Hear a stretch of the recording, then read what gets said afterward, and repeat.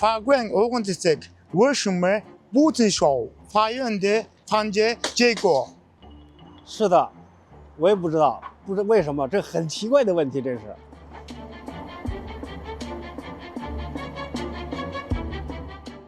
хууль бус гэрээг үндэслээд тэр их хэмжээний одоо тэр 166 тэрбумын 50% гэдэг чинь бараг 83 тэрбум төгрөгийг шилжүүлчихдэг нь одоо ямар ч вэ? Нэгдүгээрт дээд шүүхийн шийдвэр буюу дав залтах шатны шүүхээс дараа дээд шатны шүүхийн шийдвэр гарахаас өмнө төлбөрийн асуудал шийдэгдсэн.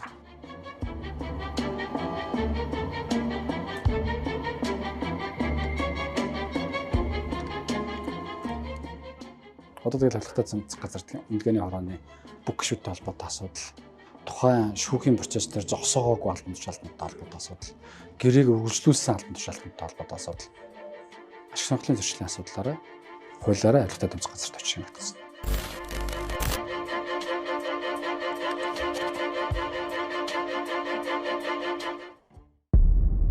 Эрдэнэ төвлөрийн түүхэнд их хамгийн том авилга 166 тэрбум төгрөгийн тендерийг бодлуулсан нь 2023 оны 10 дугаар сарын 30-ны өдөр Эрдэнэ төвлөр төрийн өмсдгүүдийн газраас өндөр даралтын булт нунтлагчийг нийлүүлэх туршилт тохируулгын ажил нэртэй 166 тэрбум 91 сая 850,600 төгрөгийн төсөв төртөг бүхий ланжгар том тендерийг зарласан байгаа юм.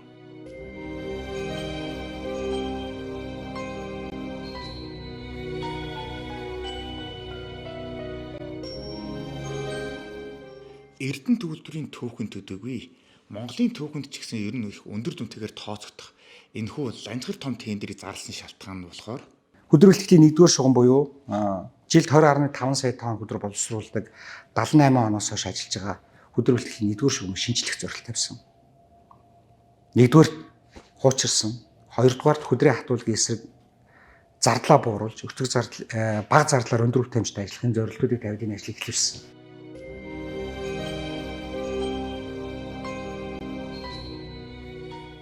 За 1978 онд Эрдэнэ төвлөр ашиглалтанд орох үед бол нөгөө Эрдэнэтийн овоо орт ч уул байсан гэж юмс ярьдаг шүү дээ. Уул байсан гэдэг. Ингээ бүхэл бүтэн 47 жилийн турш энэ уулыг ухах явцад уул нь тал болсон, тал нь сүлдээ нөх болсон. Тэгээд одоо тэр ортынх нь нөөц нь газрынхан гүн рүү орох тусмаа яасан бэ гэсэн чи хүдэр нь хатуу болоод исэн юм байна л да. Маш хатуу болчихдог. Тэгэхээр тэр хатуу болоод гоо чулуулгыг болохоор зөвлөлт холбоот улсын үеийн одоо тэр технологиор ингээд нунтаглаж бутлах гэхээр нэгдүгээр зардал нь маш өндөр. Бүр маш өндөр. Хоёрдугаарт одоо тэр нэг тоног төхөөрөмж нь бас тийм сайн одоо биш. Одоо нэг сайн нутгалж чадахгүй байсан байгаад. Тэгээ энэ байдлаараа ингээд энэ хуучин технологиор яваад байх юм бол магадгүй нэг 3-5 жилийн дараа гэхэд ашиг алдагдлын баланс нь одоо тогтворгүй, тэнцвэргүй байдалд хүрч өөрөөр хэлбэл Эрдэнэ төвлөр одоо тухайн одоо тэр баялаг гарсныхаа төлөө ямар ч ашиг олох боломжгүй болчиход байсан учраас л яг одоо орчин үеийн технологиг нутагшуулъя хэмээн энэхүү том тендерийг зарласан юм бинлээ. Өндөр даралтын булт нутаглагчийн технологиг нэвтрүүлжээд үйлдвэрийн үр ашгийг нэмэгдүүлэх бүтээмжийг сайжруулах юм боломжтой байна гэдэг шийдлийг боловсруулж явж байгаа. За одоо та нарын харж байгаа энэ талбай бол анхан шатны ботлуурын талбай. Өөрөөр хэлбэл ил урхаагаас ирж байгаа автосамсмалаар энд хөдөр буулгаад хоёр ийм грацооны ботлуураар хөдрийг жилд 40 сая тонн хөдрийг бутлаад баяжуул хөлдрийг хангана гэсэн үг. Энэ төсөл хэрэгжснээр түрүүний би танд хэлжсэнчлэн жилд бид нар 2 сая тонн хөдөр боловсруулах боломжийг хатуулгаас бол алдах гэдэг. Энэ боломжоо бид буцааж авна. Алдахгүй гэсэн боломжоо. Дээр нь борлуулалтын орлого бид нар жилд 48 сая доллар олоод авах бололцоотой. Хөрөнгө оруулалтын хугацаа 2.2 жил, ашиглалтын зардлыг жилд 10 сая доллараар бууруулж байгаа. Ийм ач холбогдолтой том төслийг бид нар хийгээд явчихсан. Уг нь бол улс их хооронд маш их хүндэр үр өгөөжтэй. Одоо тэр зарлж байгаа тэр 166 тэрбум төгрөгийн зардлыг ердөө 2 жилийн хугацаанд бүрэн нөхөх ашигтай. Ийм одоо нэг үгээр хэлбэл янзын гой төсөл. Харамсалтай нь энэ 166 тэрбум 91 сая гэдэг энэ амар өндөр дүнгийн сонссон хулгайч нар, авилгач нар одоо үүнд өөрийнхөө их ашиг шунлаа оруулж эхэлсэн. Энэ тендерт оролцоод шалгарах компанийг нь аль хэдийн бүр тодруулчихсан байсан. Бүр тодруулах чигээр компанида зориулж тендерээ хүртэл бүр зарласан байсан. 我们在得到这个投标结果之后，我们发现了一个什么问题呢？就是发现，爱法的他知道的这个投标的日期啊，他提供的这个文件，要比这个正式公开投标的时候那个日期，它要早。 Уг нь бол альва тендер чинь шудраг байдлыг хангах зорилгоор яадаг вэ гэхээр тендер gov.cg-ийн сайт дээр тэр тавигдж байгаа тендерийн мэдээлэл чинь машинууд сойжгаад яг бүх оролцогч нарт нэгэн зэрэг 1 минут 1 секундэд хүрдэг байхгүй юу. Тэгээд тэр тендерийн зараг анх харсан компаниуд чинь материалаа бүрдүүлж эхэлдэг. Тэр мөчөөс хойш тийм ээ одоо оролцохгүй оролцох юм бол юу бүрдүүлэх юм бүрдүүлж эхэлдэг. Гэтэл Eiffel Schmidt гэдэг компани бүр тэр тендерийн зар тендер gov.cg-ийн сайт нийтлэхээс өмнө материалаа бүрдүүлээд эхэлсэн байгаа гэдэг нь энэ тендер анханасаа худал хуурам болж ирсний хамгийн гол нотлохоо болж байгаа юм л да. Тэгэхээр энэ өндөр дүнтэй улс орнд энэ их үр өгөөж өгөх тендерийг хэн гэдэг одоо эрдэнэ төлөвлөрийн ямар хүмүүс хэрхэн яаж оролцож одоо бодлын тулсан бүх түүхийг та бүхэндээ одоо нэг бүрчлэн ярьж өгнө.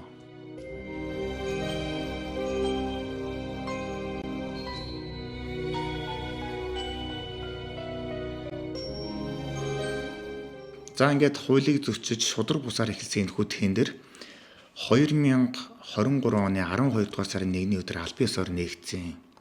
За тендерийг одоо нээгээд ингээ харсан чинь тухайн тендерт нь 2 компани материалаа ирүүлсэн байж л дээ өрсөлдөж. За эхний компани нь болохоор Финлянд улсын Metso компанийн үйлдвэрлэсэн өндөр даралтын булт нунтлагч төхөөрөмжийг 163 тэрбум 522 сая 266,600 төгрөгийн үнээр нийлүүлээд угсараад тохируулгаж игдрүүлгийг нь хийгээд өгөө хэмээн бүгд найрамд Хятад улсын Weihai Chante Industrial Mining Machinery гэдэг компани орж ирсэн.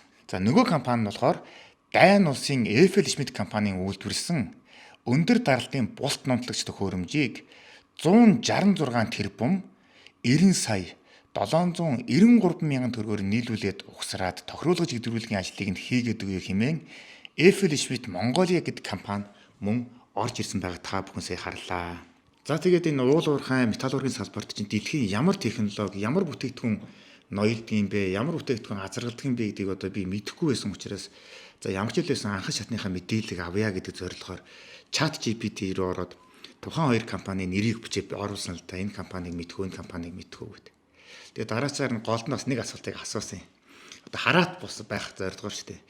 Ер нь яг энэ хоёр компани аль нь одоо дэлхийд тэргүүлдэг юм бэ? Альнийх нь бүтээгдэхүүн хамгийн сайн юм бэ гэж асуусан чинь ерөөсөө ямар ч эргэлзээгүйгээр Metso бол дэлхийн номер 1 компани юм а гэдэг шууд хэлж ирсэн. Metso компани нь хамгийн өндөр даралт, тогтвортой бүтээмжтэй, булны илэгдэл багтай, зис алт төмөр нийглийн уурхайд дэлхийд хамгийн өргөн хэрэглэгддэг. Дэлхийн уул уурхайн томчууд болох одоо Freeport, BHP, Rio Tinto, Kaz Mineral гэл тийм ээ. Ерөөсөө дэлхийд ноёлдог энэ хамгийн том уурхайнууд бүгд л Metso-гийн одоо энэ өндөр даралтай бултан нунтлагчийг ашигладаг гэдгийг ChatGPT шууд хийсэн. Харин Eiffel Schmidt компанийн бүтээгдэхүүнийг болохоор дунд зэргийн уурхайнууд, дунд түвшний уурхайн, бага түвшний уурхайнд их ашигладаг гэдэг. Яагаад вэ гэхээр Eiffel Schmidt компани гэдэг чанарын хувьд мэддэг Metso гүйцэдэггүй.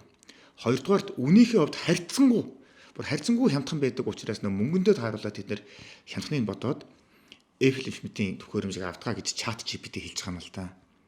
美卓是一家拥有超过150年历史的全球性的矿山企业，在矿山行业，我们作为一个头部的供应商，也是受到了很多大型的有实力的矿山的客户的青睐。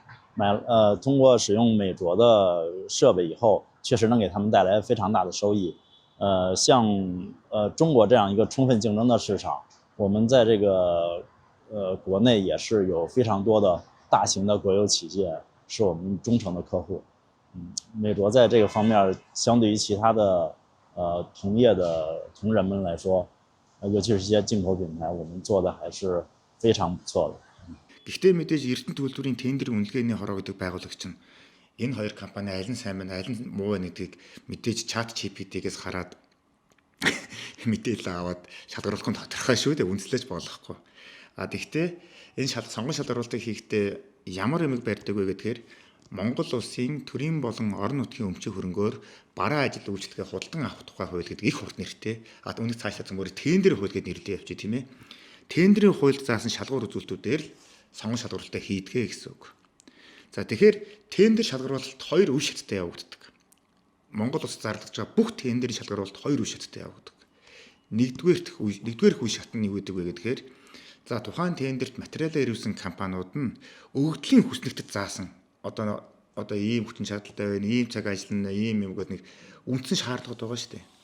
Энийг нь заавал хангаж үгүй юу гэдгийг материал нэг бүрээр тулгаж хардаг гэсэн үг. Үнэлгээний хорооных. За тэгээд тэр үндсэн тэр тавьсан бүх шалгуурыг тендерт одоо оролцож байгаа 2 компани, 3 компани, 5 компани, 10 компани хэдэн компани хангаж байна тийм ээ. Хангасан компаниудыг нь дараагийн шатанд буюу 2 дугаар шатанд үлдээгээд хангахгүй компаниудыг шууд хасаа авчдаг гэсэн үг. За ингээд нэгдүгээр даваг даваад бүх материалыг хангасан компаниудыг ямар шатаар үнэлдэг вэ гэдгээр хэн нь баг үнийг санал болгосон бэ гэдгээр хэн нь хамгийн баг үнийг санал болгосон бэ гэдгээр үнэлдэг. Яагаад вэ гэхээр тендер чинь үр ашигтай хэмнэлттэй явах хэрэгтэй байхгүй. Монгол улсын тэр төсвийн хөрөнгийг хамгийн хэмнэлттэй үр ашигтай зарцуулах хэрэгтэй. Тийм учраас хамгийн баг үнийн саналыг санал болгосон компанийг хамгийн сайн тендерийн материалыг ирүүлсэн гэж үздэг учраас ер нь тендерт оролцож байгаа компаниуд бүгд байж болох одоо хамгийн баг үнэ санал болгодог гэсэн үг. Байж болох хамгийн баг үнэ санал болгодог. Тэгээ үнэ бас нөгөө өрсөлдөгчөөс бас мэдээж маш нууцаар оруулна шүү дээ. Нууцлыг чанд хадгална. Хэрвээ хоёул айлгын шалгуурыг хангаж байгаа мөртлөө нөгөө компаниудаас хямдхан үннийг санал болгох юм тэр яачих учраас ингэж их онцгой анхаарч ашиглал өгдөг. Гэтэл дэлхийн номер 1 гэж байгаа тэр Мицо компанийн тэр өндөр даралтын бус нотлагчийг оруулж ирэх гэсэн Веха Чинта Индустриал одоо майнинг машинери гэдэг хятадын компани болохоор одоо үндсэн эрдэнэ төлбөрөөс зарласан 166 тэрбум 91 сая төгрөгнөөс даруй 2 тэрбум 500 сая төгрөгийг баг үнээр нэг үгээр бол 163 тэрбумаар би номер 1 гэж нийлүүлээд өгөө гэд хэлсэн болвол нөгөө Apple Schmidt гэдэг компанид гэсэн шал эсрэг зүйлийг санал болгосон. Тэд нар яасан бэ гэсэн чинь үнийн дүнгээс нь одоо эрдэнэ төлбөрийн заарсан 166 тэрбум 91 сая төгрөгнөөс нь ердөө 907 мянган төгрөг шүү. 907 мянган төгрөгийг үнийг буулгаад бид нар та нарт 166 тэрбум 90 сая төгрөгөөр нэг одоо энэ Apple Schmidt-ийн бүтээгдэхүүнийг нийлүүлж өгөө гэдэг юм харьцуулахын аргагүй өөр үнийн тоо орж ирсэн байдаг юм аа.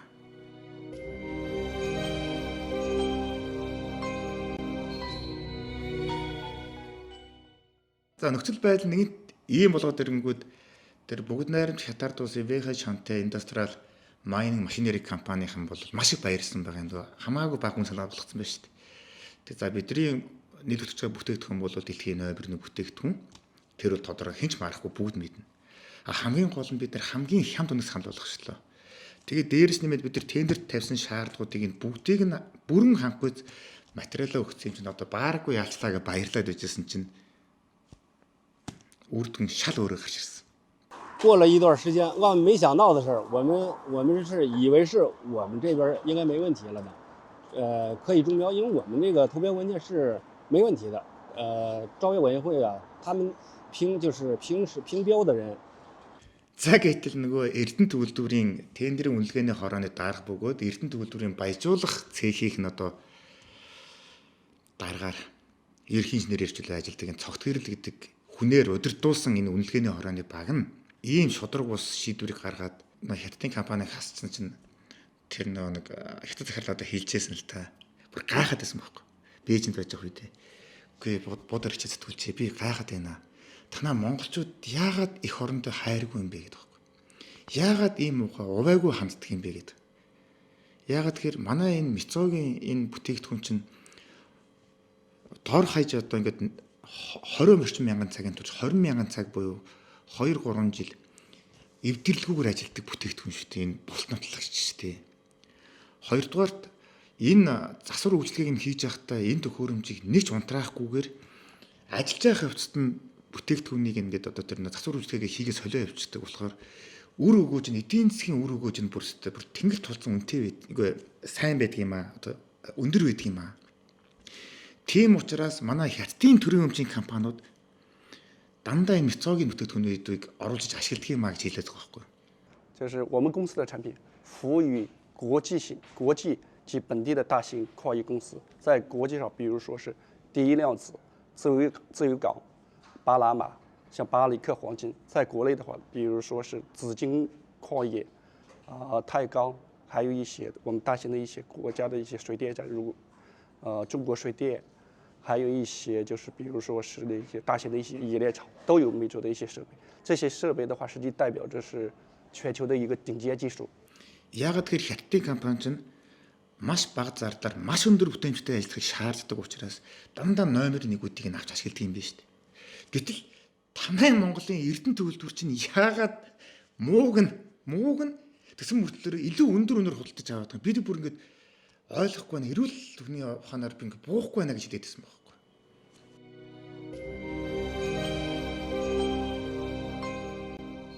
За тэгээд ийм ноцтой үйл нэгд гаргасан учраас би Эрдэнэ төгөлдөртөө очиж уулзсан.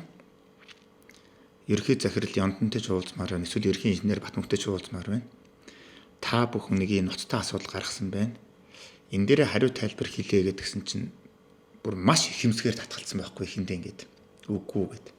Бид нар бол хууль бус юм ээгүй бид нар айх юм байхгүй гэд. Гэтэл энэ асуудал маш хурдтай өндрөө аваад засгийн газрын хэрэгжлэх газрын төвшөнд яригдаад ирсэн чинь нөгөө хэд ч өөрсдөө намайг гуйж гисэн. Гэхдээ бид нэр өхгүй гэж болохгүйсэн минь өөх ёстой юм байна. Та буцаад манай Эрдэнэ төгөлдөр дахиад нэг хүрээ дээр ичтэй гэд.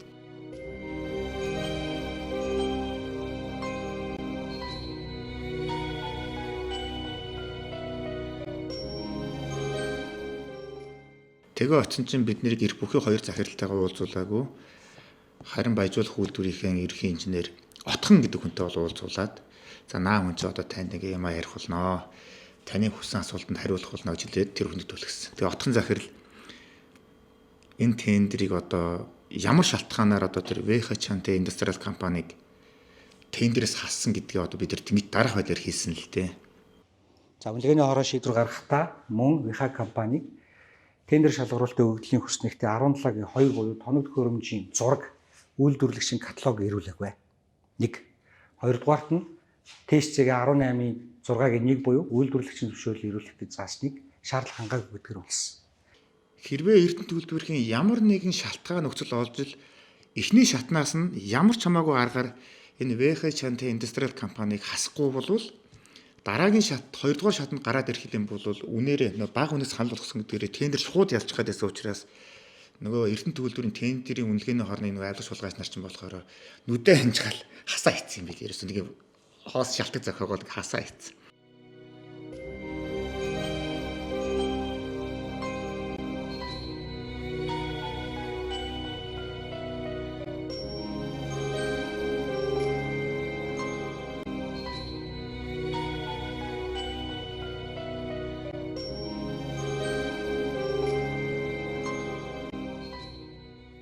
Гэтэл ч одоо нэг хууль заасан шалгуурыг бүрэн хангаж байгаа гэдгээ мэдж байгаа нөгөө компани чи яасан бэ гэхээр энэ тендерийн үнэлгээний хорооных нь үнэхээр ингээ хууль бусаар бид нар хасчлаа.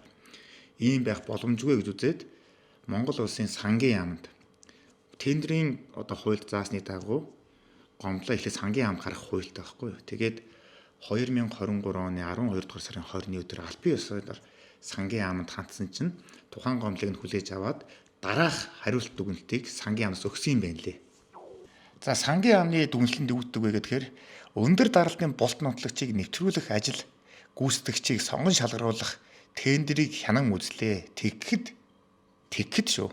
ВХ-Чанте Индустриал Майнинг Машинери компани нь 2023 оны 11 дугаар сарын 27-ны өдөр олгосон үйлдвэрлэгчийн итгэмжлэлийг баталгаат орчуулгын хамт ирүүлсэн байна.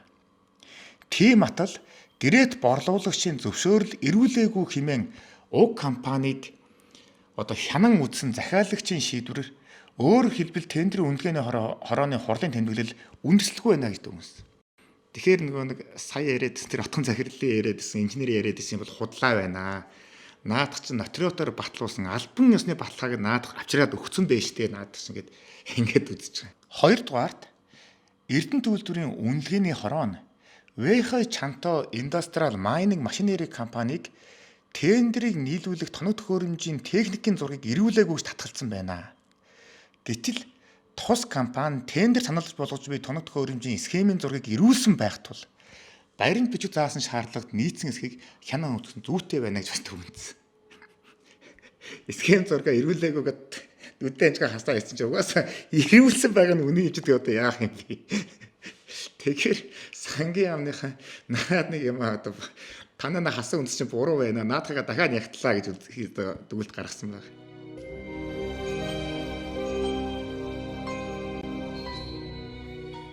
Бүр ийм л булаа юм болсон. Монгол улсын тендерийг нээснээс хойш яг 30 хоногийн хугацаанд үргэлжлэх хуультай байдаг юм байна л да. Нээснээс хойш 30 хоног гэдэг чинь 12 сарын 30-нд дуусна гэсэн үг нэгэнд нээс юм чинь. Тэгээд энэ 30 хоногоос хойш тэр тендерт одоо оролцох компани тэр нөө гүйцэтгэлийн баталгаа буюу тэр банкнд байгаа мөнгө гэж байгаа даа шүү дээ. Тэрнээс хойш 18 хоног, 28 хоног нийтдээ 58 хоногийн хугацаанд тэр гүйцэтгэлийн баталгаа нь хүчинтэй байх тийм хуулийн заалттай. Гэтэл нөгөө Эрдэнэ төлөвлөрийн үеийн үнэлгээний хорооныхын чичрэн байж хууль бусгаар нөгөө нэг ялуулсан FLSH Mongolia гэдэг компанийн тендерийн баталгаанд гэсэн чинь 35 хоног буюу энэ шаардлагыг хангахгүй байсан гэсэн үг. Анхан шатны шаардлагыг хангахгүй тийм материалыг эрүүцсэн байсан. Гэтэл нөгөө яахт нөгөө айлгч сулгаас нар чинь тэгэл Монгол зангаа гаргаад энэ бол хангаж чана гэж нүдэн анаа шийдвэр гаргацсан. Тэгээ энэ нь илчлэгдэнгүүд сангийн ам юу гэсэн бэ гэхээр ой нөхдөө та нар бүр харин ч бүр тендерийн шаардлагыг бүр хангахгүй компанийг хангах мэтээр үнэлээд хууль бусаар шалгаруулсан байна. Наад балай тендер шалгаруулалтынхаа ажлыг нин дарвэ шүү тий. Шинээр захин зохион байгуул Монгол улсын хуульд нийцүүлэн зохион байгуулаа гэдэг үүргийг сангийн яамны төрийн нарийн бичгийн дарга Ганбат гэдэг хүн Эрдэнэ төлөвлөрөөр явуулсан байдгийг та бүхэн саяхан харлаа. Хэрвээ Эрдэнэ төлөвлөрийн тендерийн үнэлгээний хорооны энэ дур зоргоороо авиралдаг нөхдүүдэд жоохон айх хэмээх ичих эмэрх сэтгэл хэрвээ байсан бол сангийн яамны шууд энэ дүгнэлтийг авангуудаас нин даруй за болохгүй юм байна. Хууль бус юм их бол баларх юм байна. Нин даруй зохион байгуулъя гэж хийх ёстой шүү дээ. Тэгсэн чи тэгээгүй. Бүр үнэхээр бааварт. 2024 оны 1-р сарын 11-ний өдөр цахимаар дахиад үнэлгээний хорооныхоо хурлыг дахиж хийсэн болонгуудаа бидний одоо анх гаргасан дүгнэлт үнэн зөв байна гэж хэлээд нөгөө FLSH Mongolia компанийгаа дахин одоо сонгож шалгаруулад тэгэнгүүтээ энэ FLSH Mongolia компанитай одоо тэр санал болгосон үнийн дүн буюу 166 тэрбум 90 сая төгрөгөөр нь тэр өндөр даралтын булт нотлагчийг худалдан авах бараа нийлүүлэх гэрээ байгуулах хэрэг олгосгоо гэдэг шийдвэрийг гаргачих жоохгүй дахиад. Бүр үнэхээр ширэн.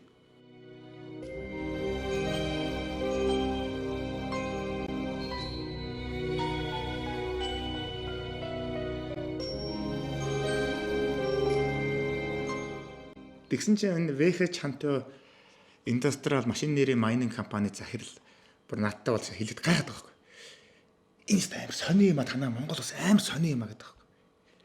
Яагаад вэ гэхээр хэрвээ хят сангийн яамны гаргасан шийдвэрийг тендер үнэлгээний хорооныхон зөрчих юм бол шууд ерөөс ийм гэдэг байхгүй. Гэтэл сангийн яамныхаа шийдвэрийг ингээд бүр биелүүлдэг юм шүү дээ. Би бүр ингээд сангийн яамныхаа дээр байдаг тэр тендерийн үнэлгээний хорог байгаа би хараад бүр гайхаад байна гэдэг бүр ойлгохгүй байгаа байхгүй бүр. 最后又是判挨罚，他们应标了，这是我们真是没想到，就是说为什么判他们应标？他们这是很大的一个问题啊，对吧？这是假如说发生在中国，这是不可能发生的事儿，肯定要遵循就是那个财政部判决结果，谁赢谁就赢，谁输就是输，因为它本身它就很多问题在里边。 Тэгээд нэгэнт одоо тендерийн үнэлгээний хорооныхон ийм одоо ширэлцсэн ийм элчит хууль бусаар түрээд ихсэн тохиолдолд тендерийн тухай хуульд заасан дараагийн арга хэмжээний юу гэдэг вэ гэх юм бол тухайн одоо тендерийн үнэлгээний хорооны хурлын тэмдэглэлийгээд гэрээ байгуулахыг олгосон шийдвэрийг нь хүчингү болгуулахаар захиргааны иргэн шүүгт хандах гэдэг хамгийн сүүлийн арга замд байдаг. Тэгээ нэгэнт ийм ухаа элчит хууль бусаар ийм доромж байдлаар ингээд хандсан учраас тэр гиншүү захирал бол нэлээд шартаа зөвхөлж байсан юм шиг байна. Орхон аймаг дахь захиргааны иргэн анхан шатны одоо шүүхэд гомдол гаргаж одоо явсан. Тухайн гомдлыг нь Орхон аймаг дахь Захиргааны эргийн анхан шатны шүүхийн шүүгч Пүрвсрэнгийн Ууган цэцэг гэдэг шүүгч хүлээж авч хянсан.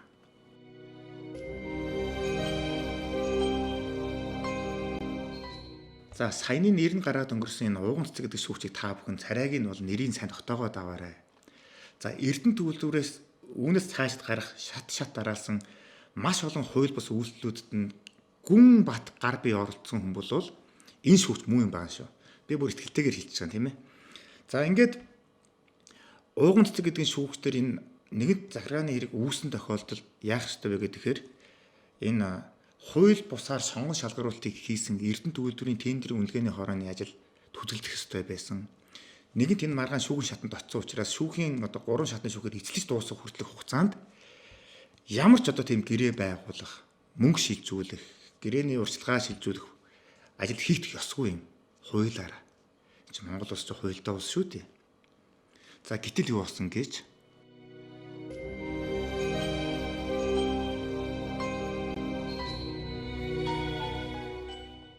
2024 оны 1-р сарын 29-ний өдөр Эрдэнэ төгөлдрийн ерхий захирал Яндон, ерөнхий инженер Батмөнх, захиргаа удирдлага санхүүгийн газрын дарга Үүрийн Туяа. За энэ Үүрийн Туяа гэдэг хүн болвол өдгөө улсын хурлын гишүүнээр ажиллаж байгаа Үүрийн Туяа шүү. Би яг энэ нэвтрүүлгийг хийж байхдаа Үүрийн Туяа гишүүнтэй уулзсан л та. Хүй. Та ч нэр Эрдэнэтэд ажиллаад илүү. Танай үйлдвэртэй холбоотой нэг юм маш ноцтой асуудал байна. 166 тэрбум тендерийг хууль бусаар болион туусан юм ноцтой асуудал нь шүүхээр нотлогдсон байна. Яриа авъя гэсэн чи ёстой үгүй би ёстой наа асуудал чи мэдэхгүй намайг ёстой байхгүй байхад наа чи болсон гэд humгүй хэлээ зүхтаацсан байхгүй. Тэгсэн чи мань ашаар аль хэдийн энэ бузар улаан ажилд гар бие оролцоод гар үсгээ зурцсан байгаа та бүхнсээ харлаа.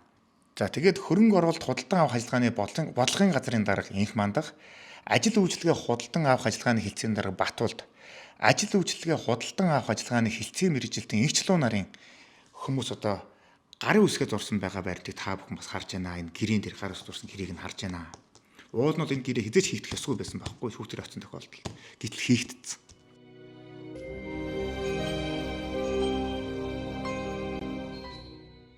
Бүр гэрээ хийгээд зогсохгүй бүр урьдчилгаа 25 тэрбум буюу 41 тэрбум 500 орчим сая төгрөгийг урьдчилгаа гэдээ бүр шилжүүлсэн Эрдэнэ төгөлдөр. Нэг үгээр хэлбэл нөө хууль бусаар хийсэн ажлаа хурдан дуусгахын тулд эдгээр бүр улангасан тайрчин шүү дээ. Ийм болсон. Та бүхэн энэ Apple Schmidt компанид яг хэдийн хэмжээний төлбөрөөр төлсөн байгаа вэ? Гэрээний дагуу бид 50% төлбөр төлсөн байгаа. За Монгол улсын хууль тогтоомжийг тэр тусмаа тендерийн тухай хуулийг маш ностойгоор зөрчсөн байж яаран сандран одоо Эрдэнэ төгөлдөр ихээ захирал Яндон гар ихэд зурчлаа штэ. Батмөнхнаар Apple Schmidt компанитай. За гэтэл энэхүү гэрээнд нь бүр энэ хорвоо ертөнцид бүр баг өмнө хитэж бүртгэж байгаагүй гэмээр маш аюултай, маш ноцтой нэг залт орсон байдаг юм аа. За тэр нь юу вэ гэхээр за гэрээний 12-ийн 9-т талууд ямар ч тохиолдолд олох байсан ашиг орлого, урьдчилсан орлого, ашиглалтын альва гэмтэл, хохирол, үйлдвэр хаагдсан, эсвэл үйлдвэр зогссон, багаснаас үүссэн хохирол, нэмэлт тоног төхөөрөмж, байгууламж болон үйлчилгээний зардал, тоног төхөөрөмжийг суйрлуулах хугацаа хоцорсонтой холбоотой шууд эсвэл шууд бусаар үүссэн хохиролд эдгээр хохирол гэмтэл нь гэрээ, баталгаа, гим хороос үүссэн эсгээс үл хамааран хариуцлага хүлээхгүй буюу хариуцлагаас чөлөөлөгдөнө гэдэг заалтыг хийчихсэн байсан. Гэхдээ яг юу гэсэн үг юм бэ? Одоо тэгэхэд 41 тэрбум 500 сая төгрөгөөр шилжүүлсэн байх. Тэгтэл яах юм? Хашаанд нь зүгээр л нэг эвдэрхий хог авчираад болтолгоолооч нэртэй эвдэрхий хог авчираа хайчих юм бол яах? Хариуцлага хүлээхгүй.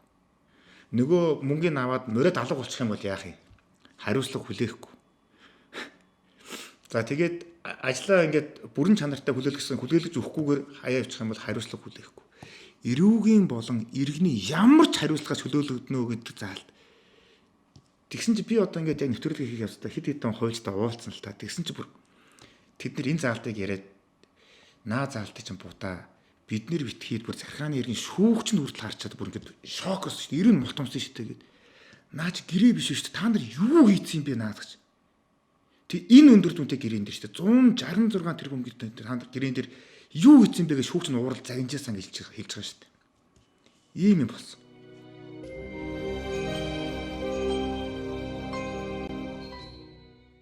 Гэтэл байна ийм аимшигын ноцтой гэрээг байгуулад урьдчилгаа нэрээр 41 тэрбум 500 сая төгрөг шилжүүлчихсэн. Тэгээд тендерийн сонгох шалгаруулалтанд бүр эрт хууль босуулчихсан. Ийм новшин асуудлыг Орхон аймаг дахь захиргааны ергийн анхан шатны шүүгэн шүүгч Пөрөвсрэнгийн ууган цэцэг хянаж үзэнгүүд яасан гэж. Энэ бол хуулийн дагуу шийдвэр байна. Хуулийн дагуу гэрээ байна гэж хэлээд алхаа зогсон. Мөн нүдний улаач.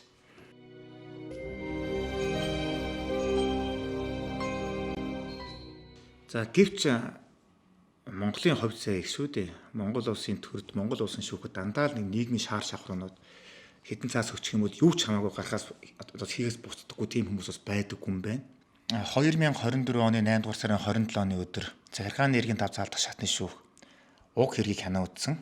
За тэгээд захиргааны ергийн шүүх ямар шийдвэр гаргасан бэ гэхээр төрийн болон орон нутгийн өмчөө хөрөнгөөр бараа ажил үйлчлэгээ худалдан авах тухай хууль заасны дагуу хамгийн бага харьцуулах хүнтэй тендерийг хамгийн сайн гэж үнэлдэгэ.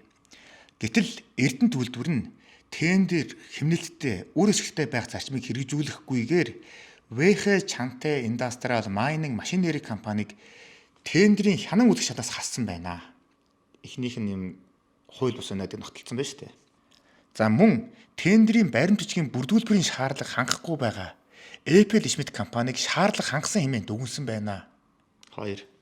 Нөгөө энэ шаардлага нь юу вэ гэхээр нөгөө 58 хоногийн хугацаанд нэг гүйцэтгэлийн баталгаа, банкны баталгаагаа ингээд хийгээ эрх зүйтэй байтал 35 хоног буюу илт одоо хуулийн шаардлага хангахгүй компаниг Эрдэнэт үйлдвэрийн тендер үйлдвэрийн хоригон хууль бусаар шалгаруулсан шүү дээ. Үүнийг нь захиргааны ергийн шүүх нотолж тогтоосон баримт нь энэ байна. За 3 дугаард Эрдэнэт үйлдвэр болон Apple Schmidt компанийн хооронд 2024 оны 1-р сарын 29-нд байгуулсан гэрээ нь илт хууль бус болохыг баталсан. Илт хууль бус. Тэгэнгүүт би гайхсан энэ илт хууль бус гэдэг чинь юу гэсэн үг юм бэ гэд асуусан чинь нөгөө хуульд хэлж байгаа байхгүй юу? Хуулийг энэ улсын дээд шүүх тайлбарсан байдаг юм аа. Илт хууль бус гэдэг нь энэ гэрээн дээр одоо ямар ч гэрээний эрх зүйн үр дагавар үүсэхгүй шүү гэдгийг хэлдэг гэж. Энэ гэрээнс үүдэлтэй ямар ч эрх зүйн үр дагавар үүсэхгүй гэдгийг хэлдэг гэж. За тэгэхээр энэ юу гэсэн үг вэ гэхээр энэ гэрээ бол өөрөөсөө амьдрал дээр хизээч зурагдаагүй, хизээч байгуулагдаагүй гэсэн үг вэ гэсэн үг. Энэ дээр гараас зурснараа урьдчилгаа мөнгөө шилжүүлэх ёстой гэсэн ямар ч үүрэг байхгүй. Энэ гэрээний төлөө урьдчилгаа мөнгөө хэрвээ шилжүүлсэн байгаа бол түүнийг 100% нэхэмжилж буцааж авах бүрэн эрх нь Эрдэнэт үйлдвэрт байгаа гэсэн үг. Тэгэхээр Монгол улсад хүчин төгөлдөр үйлчилж байгаа хуулийн дагуу яах ёстой вэ гэхээр энэ гэрээг нь элтэд хууль бус гэж шүүх үзсэн тохиолдолд Эрдэнэт үйлдвэрээс нин даруй иргэний хуулийн зүйл дараах зүйл залтыг одоо баримт болгоод Apple Schmidt Mongolia компаниас уучлаарай. Бидний шилжүүлсэн урьдчилгаа 25% буцааж өгөө. Тоос орн буцааж өгөө. Яагаад гэвэл бидний байгуулсан гэрээг элтэд хууль бус гэдэг шүүх тогтоочлоо. Тиймээс асуудал хүндрэхээс өмнө нам мөнгө буцааж өгөө биднийг хохирлгүй болог. Бид нар энэ гэрээний төлөө ямар ч хариуцлага хүлээхгүй, ямар ч одоо тийм үүрэг хүлээхгүй. Яагаад тэр энэ гэрээ огт байгаагүй учраас гэж хийх явах ёстой юм байна. Гэтэл яасан гэж захиргааны ергийн дав заалт шатны шүүхийн шийдвэр 24 оны 8 сарын 27 оны өдөр гарсан 569 дугаар магадлал нь. Тэгээ улсын дээд шүүхийн шийдвэр нь болохоор 24 оны 10 сарын 29-нд гарсан. Тэгээд энэ эцсийн шийдвэр нь юу вэ гэхээр энэ 24 оны 1 сарын 29-ны өдөр байгуулагдсан энэ 5 доров 0.15 24 тоот гэрээг илт хууль бус. Илт хууль бус. Босхыг тогтооцсон байгаа байхгүй юу? Илт хууль бус гэдэг ойлголтыг та өөрөө сайн мэдэх байх.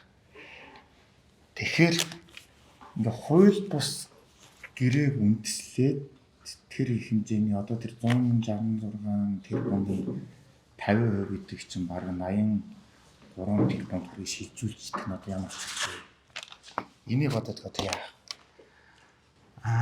Нэгдүгээрт дээд шүүхийн шийдвэр буюу дав залтах шатны шүүхээс дараа дээд шатны шүүхийн шийдвэр гарахаас өмнө төлбөрийн асуудал шийдэгдсэн.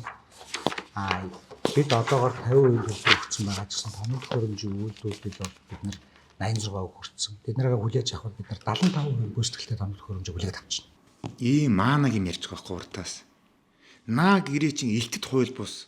Энэ гэрээний чи эргэцэн үр дагавар үүслэхгүй гэж хагаад гэрээгээр хүлээс үүргөөгөөд мөнгө шилжүүлсэн ингээд балаа ямаараа суугаад байгаа байхгүй Эрдэнэ төлөвлөрийн бүр тэгтлээ ширэлцэн. Бид одоогоор 50% хүрсэн байгаа ч гэсэн томилох хөрөмжийн үйлдвэрлэлд бид нар 86% хүрсэн. Тэднийг хүлээж авах бид нар 75% гүйцэтгэлтэй томилох хөрөмжийг хүлээж авчихна. За тэгээд захиргааны эргийн давзаалах шатны шүүхийн шийдвэр бол маш үндэслэлтэй, маш хуулийн дагуу гарсан.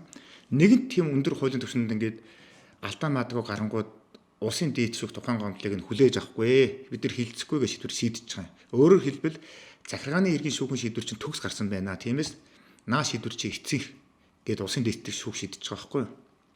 За тэгэнгүүт улсын дээд шүүхийн эцсийн шийдвэр ингээд эсэгтэй гараад ирэнгүүт яах ёстой вэ гэхээр улсын дээд шүүх ингээд наад гэрээ чин тендерийн шалгаруулалтын хууль бус байна. Эрдэнэ төлбөрийн байгуулсан гэрээ чин элтэд хууль бус байна.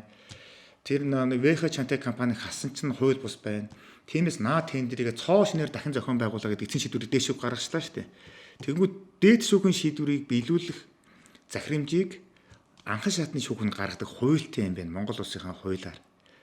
Тэгэхээр одоо улсын дээд шүүхийн ийм шийдвэр гарсан тул энэ одоо дээд шүүхийн шийдвэрийг биелүүлж ийм арга хэмжээ авна уу гэдээ одоо тэр Орхон аймаг дахь захиргааны эргийн анхан шатны шүүхийн шүүгч Угуун цэцэг гэдэг хүн чинь захирамж гаргаад шүүхийн шийдвэр гүйцэтгэх ерхий газар руу одоо тэр алтан бичгээрээ үүрэг өгөөд алтан захирамжаараа үүрэг өгөөд шүүхийн шийдвэр биелүүлэх хуультай ёстой юм байна л да. Гэтэл нэг Угуун цэцэг шүүгч яасан гэж. 法官欧文这个为什么不遵守法院的判决结果？是的，我也不知道，不知为什么，这很奇怪的问题，这是。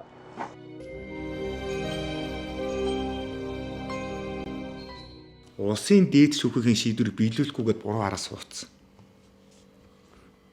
Тэгээ би гайхсан л та. Хүн одоо жоохон яг хідэн цаас авахаараа хичнээн хэмжээнд авилга авахаараа ийм ширэн болчдөг юм болоо гэд. Шүүгч хүн шүү дээ энэ чинь. Зүгээр гудамжны тийм гуйлах чинь хулгайч биш байхгүй юу? Дур зоргоороо авиралдаг, хуулийг улантаа гიშдэг хүн биш байхгүй. Гэхдээ улсын дээд шүүхийн шийдвэрийн биелүүлэх захирамж гаргаж өгөхгүй буруу хараа зүхт чинь яг юу гэсэн үг юм бэ шүүгч? Яг энэ Эрдэнэт ч одоо яг юу болцсон юм бэ? Би бүр гайхаад байгаа байхгүй. Тэгээд энэ Угуун цэцэг гэдэг энэ шүүгчийн энэ буруу улхаагаас үүдээд яасан бэ гэсэн чинь асуудал бүр хүндэрсэн. Нөгөө энэ хууль бус гэрээгээ Эрдэнэт үйлдвэрлэхийн засгийн оронд дахиад энэ давзаалах шатны шүүх шийдвэрнээр дараагийн 25% буюу 41 тэрбум 500 орчим сая төгрөгөө дахиад Эфэлшид Монголын компаниугаа шилжүүлчихсэн. Нэг бүр хэлбэл нийт зарсан үнийн дүнгийн 166 тэрбум 90 саяхан яг 50% шилжүүлчихсэн гэсэн үг. Нэг үгээр хэлбэл одоо энэ шийдэл цай авилгачд бол ерөөсөө бүр ингээд чичирч штэ ерөөсөө хурдан мөнгө шилжүүл хурдан явуул ерөөсөө шүүхийн шийдвэр мэдэр ерөөс падлын байхгүй. Энэ ажлыг хуулийн дагуу магуу хийхгүй падлын байхгүй зүгээр л газ шаач хийгээд байгаа байхгүй. захиргааны эргийн 3 шатны шүүхийн асуудлыг Эрдэнэт үйлдвэрийн 166 тэрбумын асуудлыг хилцээд энэ тендер сонгож шалгаруулж хууль бус болсон байна. Дахин явуулаа гэж шийдэлтэй шийдсэн. Гэтэл шүүхийн маргаа өрнжих хавцад тэр их мөнгийг одоо тэр хууль бусаар сонгож шалгаруулсан компанитай шийдвүүлээд ингээд нэг маш ноцтой үйл гаргасан асуудал байна. Энийг одоо аль байгуулах юм бэ? Үгүй авилгатай тэмцэх газар шүү дээ. Одоо тэгэл авилгатай тэмцэх газар үнэлгээний хорооны бүх гишүүдтэй холбоотой асуудал, тухайн шүүхийн процесс дээр зогсоогоогүй албан тушаалтнуудтай холбоотой асуудал, гэрээг үргэлжлүүлсэн албан тушаалтнуудтай холбоотой асуудал, ашиг сонирхлын зөрчлийн асуудлаараа хуулиараа авилгатай тэмцэх газарт очих юм гэсэн.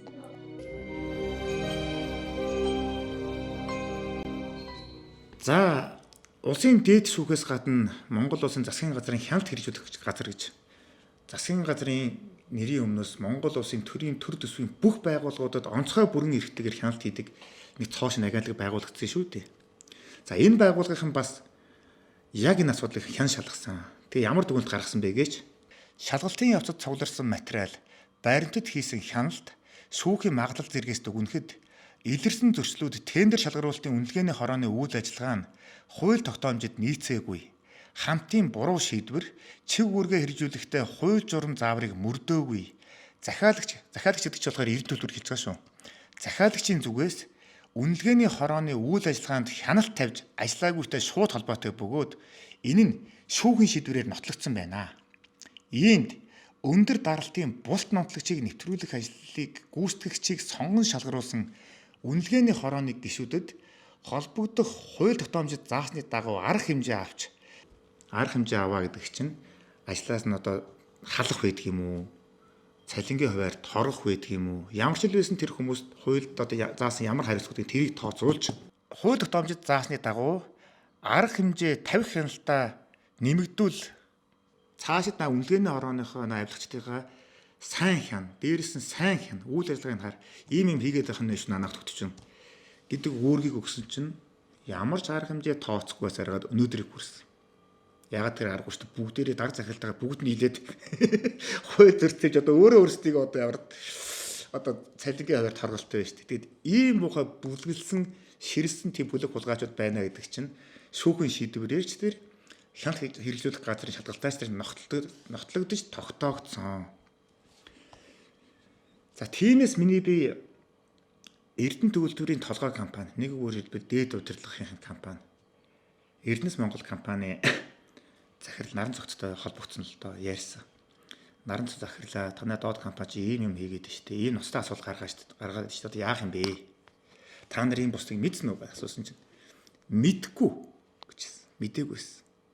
Тэгээ бүр наран цог захирал бүр гайхаад ямар ч л байсан надтай ярьсан дараа үед за буударчаа сэтгүүлчээ би холбогдох хүмүүстээ өргөгөөд наад асуудлыг чинь заавал шалгуулнаа. Тэгээд хуульд заасан одоо холбогдох арга хэмжээнүүдийг нь ахуулна гэдэг бол хэлсэн байх. Тухайн худалдаа авах ажиллагаатай холбоотой дотоод хяналт шалгалт хийгдэж байна. Хяналт шалгалтын дүнд үндэслээд дотоод хяналт шалгалтын журмын дагуу ажлууд төлөвлөгдөөд хийгдэж явна. Тэгээд Эрдэнэ төгөлтөр чинь болохоор жилд 1000-аас 1300 тендер зохион байгуулдаг юм байна. Багаас их түнтэй. Гэхдээ багтаал 150 сая маяг байгаа шүү дээ. Багтаа 150 саяас тэгэл дээшээ хэдэн ч тэрбум байдгийн 1300 тендер гэж боддоо.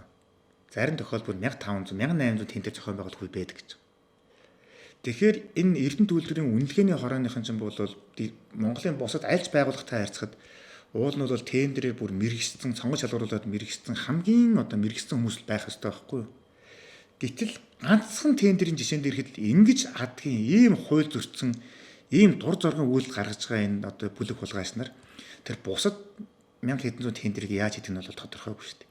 Энийг авторитет тэмцэх газар ухаад эхлэх юм бол ёстой нүднээс чихнээс цус урсгуус нүднээс цус урсгуус тийм л аим шиг юм гарч ирнэ. Энэ бол ёстой жинхэнэ бузар булагийн үүр ухаа гарч ирнэ. Тэгээд энэ Эрдэнэ төгөлтөр дээр одоо бүр дээд зэргийн хяналт шалгалтыг авторитет тэмцэх газар тэр төрийн хяналт хэрэгжүүлэх газар нь тэр шалгах цаг болцсон гэдгийг энэ үйл явдал нь харуулж байгаамаа.